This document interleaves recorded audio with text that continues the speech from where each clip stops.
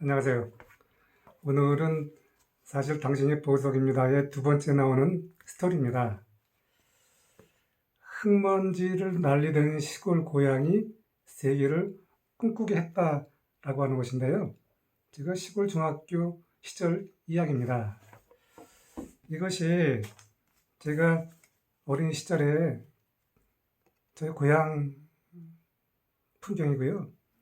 이것이 제가 중학교 2학년 때 영화 암성대 이야기가 나중에 나오겠지만 저는 시골 중학교 2학년 때 한 4km 정도를 걸어서 다니거나 또 버스를 타고 다니기 했는데 그 당시에 시골길이 울퉁불퉁하니까 지금이야 그런 것은 볼 수 없지만 버스가 달려가면은 먼지가 뒤에 계속 이렇게 날리지 않았습니까? 그것을 바라보면서 저는 꿈을 꿨습니다. 아, 나도 저 버스를 타고 한번 멀리 시내를 가보고 싶다. 이런 막연한 꿈을 꾼 것입니다. 그 흙먼지 날리는 버스가 달아날 때 그 뒤를 따라다니던 그 추억이 저희 세대는 있을 것입니다. 지금 세대야 저게 뭔 소린가 하겠죠. 자, 우리는 꿈이라고 하는 것이 있습니다. 그 꿈은 원대한 꿈도 있겠지만 그 원대한 꿈이 과연 내가 그 꿈이 될 수 있는 것인가? 하기야 옛날에 빌 클린턴 대통령이 케네디 대통령 연설 때 그것을 보고 나도 대통령이 되고 싶다라고 하는 그러한 정말 원대한 꿈을 꿨는지 모르겠지만 제가 지금 대통령 되는 꿈을 꿀 수가 없지 않습니까? 꿈이라고 하는 것은 내가 꿈을 꿀 수 있는 가장 현실적인 그런 꿈이 돼야 됩니다. 자다가 꾸는 꿈은 보통 우리가 개꿈이라고 하지 않습니까?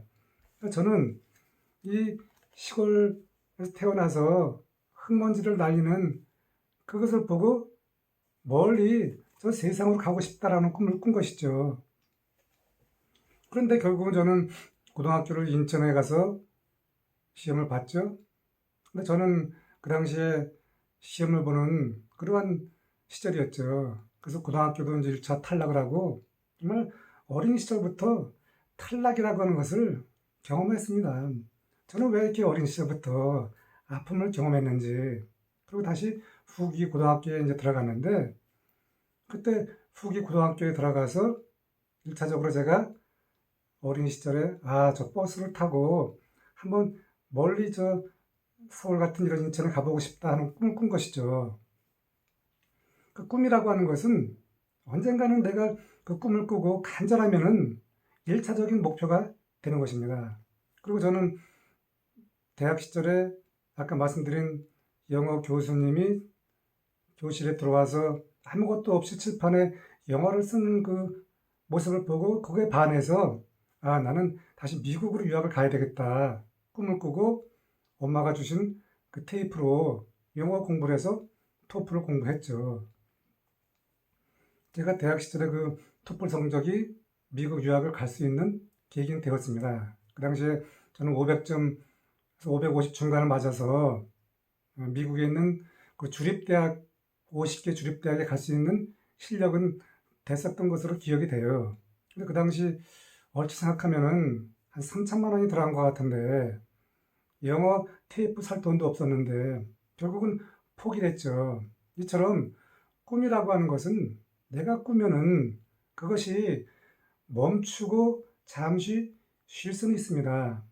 그 꿈이 결국은 토플 성적으로 이어나서 미국 유학까지 가는 초석을 만들었지만 돈이 없으니까 그 꿈이 잠시 멈춰서 때를 기다린 것이죠.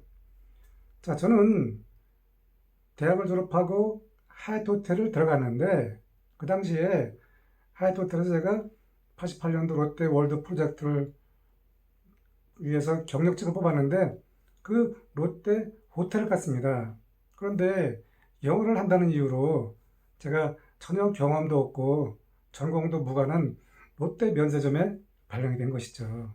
그런데 그 잠자도 있던 토플 성적이 대학 시절에 꿈꾸던 것이 90년도에 제가 미국 유학을 갔으니까 어떻든 뭐 4년제 정규 대학은 아니지만 어떻든 저는 미국 유학을 갔습니다. 그런데 그 보석 학회도 토플 성적이 없이는 들어갈 수가 없는 것이죠. 그 어린 시절에 꾸었던 꿈이 인천이라든가 서울로 가서 꿈이 이루어지고 2차적으로 좀 더 젊은 대학 시절에 미국 유학 저 멀리 그 당시 제가 미국 유학을 간다고 생각했습니까? 대학 시절에 처음에는 막연하게 꿈을 꾸었지만 토플 성적을 이루었죠. 하지만 미국 유학을 갈 수가 없었는데 결국 저는 롯데 면세점에서 세계적인 보석을 유치하는 프로젝트에 그 토플 성적이 있어갖고 미국 유학을 간 것이죠. 이처럼 흙먼지 날리는 그 시절에 작은 꿈이 이루어지고 또 다시 그 꿈이 성장을 해서 내가 원하던 미국 유학을 간 것입니다. 여러분, 내가 가장 멋지고 화려한 곳에서 꿈을 꾸는 것이 아니라 가장 먼지가 날리는 곳에서 꿈을 꾸는 것입니다. 봉준호 감독이 이렇게 얘기했습니다. 여러분 잘 아시죠? 기생충. 정말 나도 그 영화를 봤는데 어떻게 순식간에 그 시간이 다 지나갔나. 그 봉준호 감독이 한 이야기가 있죠. 가장 개인적인 것이 가장 창의적인 것이다 라고 했습니다. 지금 4차 산업혁명 시대에도 수많은 SNS가 있는데 나만의 고유한 콘텐츠가 있어야 됩니다. 그 콘텐츠가 있으면 나의 꿈이 이루어지는데 여러분도 현재 어떤 꿈을 꾸고 계신가요? 그 꿈이 크든 작든 지금 현재 꾸고 있는 꿈을 잘하게 해서 나중에 여러분이 어느새 생각하지도 못한 그 위치에 갈 것입니다. 여러분, 꿈을 꾸세요.